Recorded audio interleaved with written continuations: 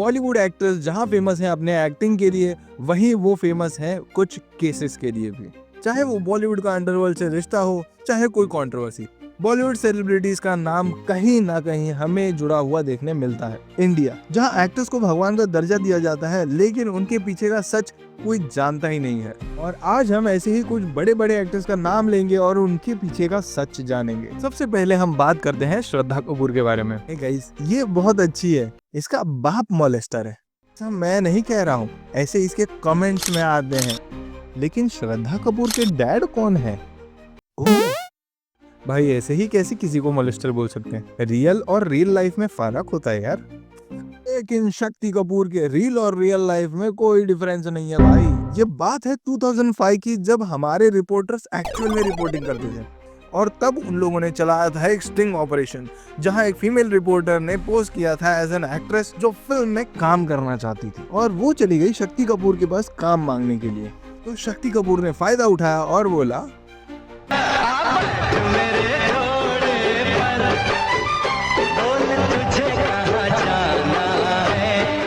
समझ रहे हो? लेकिन उस बेचारे को क्या पता था कि ये सारी चीजें हो रही हैं रिकॉर्ड। वो तो जब अगले दिन सुबह उठे और अपना न्यूज़पेपर उठाया, तब उन्हें पता चला कि भाई लग गए। रिपोर्टर्स ने इस वीडियो को कर दिया था ब्रॉडकास्ट। शक्ति कपूर को लगा था कि वो उस लड़की के साथ हचक्या कर लेंगे, लेकिन ऐसा कुछ नहीं हुआ और उल्टा के ऊपर हो गया केस। जब रिपोर्टर्स ने उनसे पूछा तो उन्होंने शान से बोल दिया कि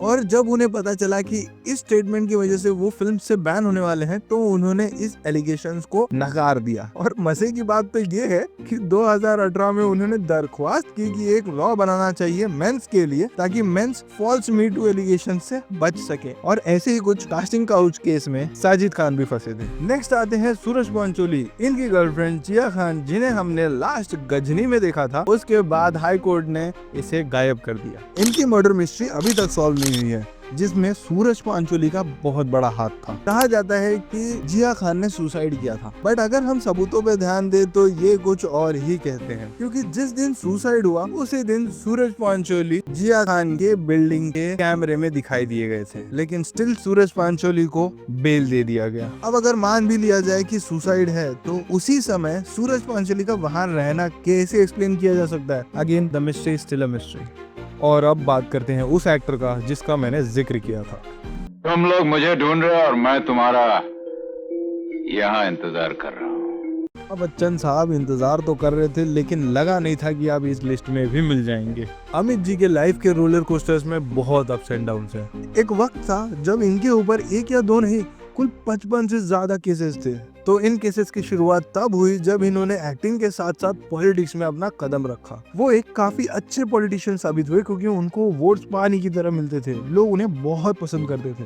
but everything comes with loss. बात है 1980s की। अमिताभ बच्चन कांग्रेस में थे और वहीं एग्जिस्टेंस में आया बफोर स्कैंडल, जिसमें सबसे बड़ा नाम आया उस समय के Indian prime minister Rajiv Gandhi, Amitabh Bachchan और कई मेंबर्स का। तो अगर मैं बफोर स्कैंडल की बात करूं तो ये एक बहुत बड़ा वेपन कॉन्ट्रैक्ट था, लगभग उस समय की $1.4 बिलियन की डील। और यहाँ अमिताभ बच्चन को एक्यूज किया गया था as a kickback. And kickback वो होता है जो उस डील को साइन कराने में हेल्प कराता है और जिसको हेफ्टी अमाउंट ऑफ कमीशन मिलता है। तो उस कांड के बाद अमिताभ बच्चन जी ने पॉलिटिक्स को बाय बाय कर दिया और वहीं कहीं 1994 में आया बच्चन जी को बिजनेस में इंटरेस्ट, और उन्होंने खड़ी कर दी एक ABCL नाम की कंपनी। ABCL एक ऐसी कंपनी थी जो फिल्म प्रोडक्शन से लेके इवेंट मैनेजमेंट और टीवी से रिलेटेड हर एक चीज का ध्यान रखती थी, लेकिन वो बिजनेस भी नहीं चला। और इसी कारण स्टेक होल्डर्स और इन्वेस्टर्स ने उनके ऊपर लगा दिए 55 लीगल केसेस, जिसकी वजह से अमित जी को झेलना पड़ा 90 करोड़ का डेब्ट। लेकिन उस समय देव मानुस बन के आया कौन बनेगा करोड़पति, जिसने अमिताभ बच्चन जी को उस जाल से छुड़ाया। उस समय उनकी हालत इतनी खराब हो चुकी थी कि उनका घर भी नीलामी में जाने वाला था। सही मायने में अगर कौन बनेगा करोड़पति ने किसी को रोडपति से करोड़पति बनाया है तो वो है अमिताभ बच्चन। तो यहीं पे मैं अपना वीडियो एंड करता हूँ। अगर आपको ये वीडियो अच्छा लगा होगा और आपको अगर इसका पार्ट 2 चाहिए तो कमेंट कीजिए पार्ट 2। तब तक के लिए मुझे दीजिए इजाजत, मिलते हैं नेक्स्ट वीडियो में। Take care.